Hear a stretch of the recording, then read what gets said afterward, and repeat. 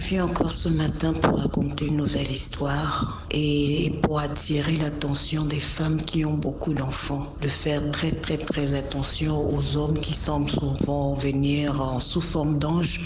Entre-temps, ce sont des démons. Bienvenue sur DMG TV, les histoires mystiques. Tu es nouveau sur la page, n'oublie pas de t'abonner, de laisser un commentaire, de liker et de partager. Tu veux raconter une histoire? Il y a un numéro à l'écran sur le plus 237 655 81 90 17. Envoie ton histoire et on va jouer sur Facebook, YouTube et TikTok. Il y a 4 ans, je crois 4 ans, un homme, j'avais ma tante qui avait 8 enfants. 8 enfants de différents pères. Chacun avait son père, donc elle avait 8 enfants. Vu que la vie à la capitale était assez difficile pour elle, donc elle s'est décidée d'aller vivre en province. Donc quand elle est partie en province avec ses 8 enfants, la vie n'était toujours pas rose pour elle. Et il y a eu une délégation d'hommes qui sont arrivés dans la ville et du coup un homme s'est intéressé à elle. Et le monsieur a dit qu'il voulait d'une relation avec elle, il voulait savoir si elle avait des enfants parce que lui il ne veut pas être avec une femme qui n'a pas d'enfants. Lui, l'objectif c'est d'être avec une femme qui a les enfants. Lui-même, il a donné l'excuse à ma tante qu'il était stérile. Ma tante a dit, ah, mon frère, si tu veux venir ajouter le 9e, je ne peux pas. Je ne veux pas que tu viennes ajouter le 9e. J'ai déjà 8 enfants, c'est déjà assez difficile pour moi, pour m'occuper des 8 enfants là, parce que chacun a son père. C'est difficile, je ne peux pas. Le monsieur a tellement insisté, il a insisté. La dame lui a dit, ma tante lui a dit, tu es venue pour faire une mission d'1 mois. Maintenant, tu vas partir. Il dit non, en 1 mois, je suis amoureux de toi, je vais t'épouser, je veux plus te laisser ici, je veux t'amener à la capitale, je veux. Il lui a fait miroiter. Et c'est comme ça que ma tante a dit, bon, si tu es vraiment sérieux dans tout ça, épouse-moi. Elle plaisantait. Le monsieur a dit d'accord, comme tu veux que je l'épouse, accorde-moi 2 mois, je vais en ville et je viens t'épouser, toi et tous tes enfants. Elle a dit ok. Le monsieur est parti. 1 mois s'est écoulé, 2 mois, 3 mois. Elle a dit ah, c'était encore un autre menteur, mais il n'est pas venu. Mais avant de partir, ma tante avait fait une liste. 3 mois plus tard, il appelle ma tante un matin, il lui dit bon, je t'envoie l'argent par tel monnaie, tu fais les courses, je viens t'épouser samedi. Elle dit mais comment ça tu viens m'épouser samedi, tu ne m'as pas dit. Elle dit je viens t'épouser samedi. Il lui a envoyé 7 millions. Elle a organisé le mariage, elle a tout fait, tout fait. Ils sont allés au village voir les parents, tout. Le mariage s'est bien passé. Ils se sont mariés à la coutume. Il a amené un bus. Il a pris ma tante et ses enfants, ils sont arrivés en ville. C'est là où l'histoire commence. Donc quand ils arrivent en ville, le premier jour où tout le monde dort, ils voient, chacun rêve, que la maison était dans le ventre d'un python. Le python avait avalé était leur maison, le ventre du python était leur maison. Ils ont négligé. Après quelque temps, son fils, son 3e fils, dit à sa mère, maman, j'ai rêvé qu'il y avait un serpent qui me mordait. Maman, j'ai rêvé qu'il y avait un serpent qui me mordait. Il a dit ça là, le lendemain. Oh, le pied était déjà un peu enflé. On l'a amené au temps où on l'amène à l'hôpital. L'enfant était déjà mort. Elle dit, ah, je suis venue avec mes enfants, j'ai accouché mes 8 enfants. Voilà l'enfant qui meurt. Ils ont dit non, c'est pas grave, c'est juste une chute. L'hôpital a trouvé quelque chose à inventer. 7 mois ou 8 mois plus tard, le 2e enfant encore, l'enfant sort dans la nuit pour boire de l'eau. Dans la nuit, elle crie, oh, il y a un pot, il y a un serpent dans la maison, il y a un serpent dans la maison, il y a un serpent dans la maison.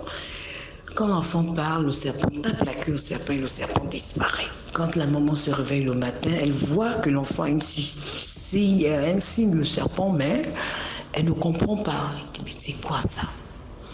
Elle a dit ça devient louche et elle a perdu le 2e enfant. Il lui restait 6 enfants. Et c'est comme ça que pendant qu'elle est en train de pleurer, une voisine vient pour lui dire que ah ma soeur, toi tu es sûre que c'est l'homme-là que tu as trouvé que tu dois épouser? Elle dit oui, il m'a accepté avec mes 8 gosses, voilà, il m'a honoré devant ma famille, je ne peux pas le quitter.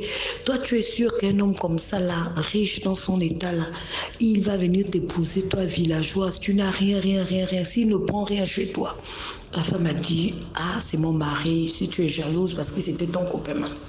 Elle prend l'histoire et va raconter au mari. Le mari dit, non, si une femme, elle est jalouse de toi parce que tu nages dans le bonheur, voilà, voilà. Ah, comme nous les femmes, nous sommes souvent, elle a pris la jalousie, elle a mis devant. Même le bonjour, elle ne disait plus à la voisine. Troisième enfant meurt. Elle a dit, non, ça devient sérieux. Elle repart. Donc quand ses enfants mouraient, le monsieur achetait les voitures, il donnait tout, oui, pour compenser la douleur. Elle faisait des voyages. Elle a perdu 3 enfants. Et c'est comme ça qu'un jour, elle se réveille. Mais elle ne comprenait pas souvent, à chaque fois dans la nuit, pendant qu'elle dormait, le monsieur sortait à partir d'une certaine heure. Il sortait, il revenait peut-être 3 ou 4 heures après. 3 ou 4 heures après. Un jour, elle était seule. Le monsieur ne savait pas qu'elle était allée déposer les enfants chez une de ses sœurs. Donc un jour, il est rentré un peu tard, elle a dormi. Après, elle se réveille au milieu de la nuit, elle entend quelque chose qui glisse sur les carreaux. Quelque chose qui glisse sur les carreaux. Elle dit, mais qu'est-ce qui glisse sur les carreaux? Qu'est-ce qui glisse sur les carreaux? Donc quand elle se lève, elle entend toujours quelque chose en train de glisser sur les carreaux, glisser sur les carreaux, glisser sur les carreaux. Quand elle se lève, elle voit seulement la queue du serpent. Elle se met à crier, le serpent fuit, il va se cacher. Donc quand elle fouille, elle appelle son mari, le mari n'est pas là, elle appelle au milieu de la nuit, le mari n'est pas là. Le mari revient peut-être 1 heure plus tard. Il lui dit, mais pourquoi tu cries? Il dit, non, j'ai vu un python dans la maison, machin.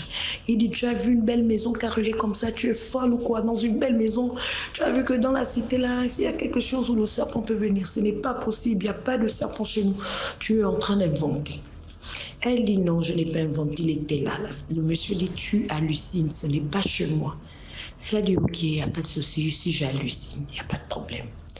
Et c'est comme ça que la même voisine revient encore, elle lui dit, bon, quand moi je te parle, tu ne veux pas comprendre. Est-ce que tu sais que ton mari là, c'est un serpent? Avant toi, il a déjà eu une femme qui avait beaucoup d'enfants, la femme l'a perdu tous ses enfants, y compris elle-même, elle est morte. La femme a dit non, c'est pas vrai ce que tu me dis. Elle dit voilà pourquoi moi je te demandais de faire attention. Comme tu ne veux pas faire attention, tu vas voir. Elle lui a dit voilà ce que tu vas faire. Quand ton mari va se réveiller au milieu de la nuit, réveille-toi et tu vas doucement, tu vas ouvrir la porte de la douche. Elle a dit ok, je vais le faire. Le premier jour, elle a dormi. Le deuxième jour, elle a dit non, c'est trop. Et là, ses enfants étaient déjà revenus à la maison. Et elle avait dit aux enfants que voilà, à telle heure, on va se réveiller. On va tous ouvrir la porte de la douche. Elle a dit, pas de problème. Donc, c'est comme ça que la nuit, le monsieur s'est réveillé quand il rentre dans la douche. Et là, il a laissé la douche dans la chambre, il allait à la douche du couloir. Il rentre dans la douche. Elle entendait seulement le bruit dans la maison. Il rentre dans la douche, ma tante sort, elle réveille ses enfants. Quand elle termine de réveiller ses enfants, elle part, elle cogne. Quand elle ouvre la porte de la douche, le monsieur en bas, il était encore reptile. En bas, il était déjà devenu reptile, mais la tête était encore humaine. Quand elle a crié, le monsieur lui a dit, tu m'as tué. Tu m'as tué, tu m'as tué. Elle dit donc, c'est toi qui me manges mes enfants. Donc, c'est toi qui fais. Tu m'as tué, tu m'as tué. Elle a crié, elle a alerté les voisins. Le monsieur ne s'est plus jamais transformé.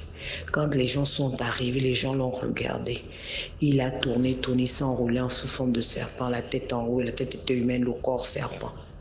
Devant les gens là, il a crié. Il a dit à la femme, tu m'as tué, tu m'as tué. Et le monsieur est mort devant tout le monde. Ça, c'est une histoire qui s'est passée ici là.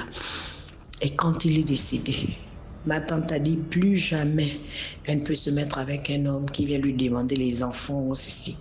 Donc j'attire l'attention de celles qui ont beaucoup d'enfants, qui passent souvent leur temps à dire que j'ai trouvé l'homme parfait. Parfois quand tu vas en mariage, tu te dis que c'est l'homme parfait, il va venir m'aider avec mes enfants. Or c'est pour tuer tes enfants. Le confort, le luxe, c'est bien, mais les enfants, c'est encore mieux parce que ce sont eux qui vont t'enterrer demain, ce sont eux qui prendront soin de toi. Merci, partagez et likez.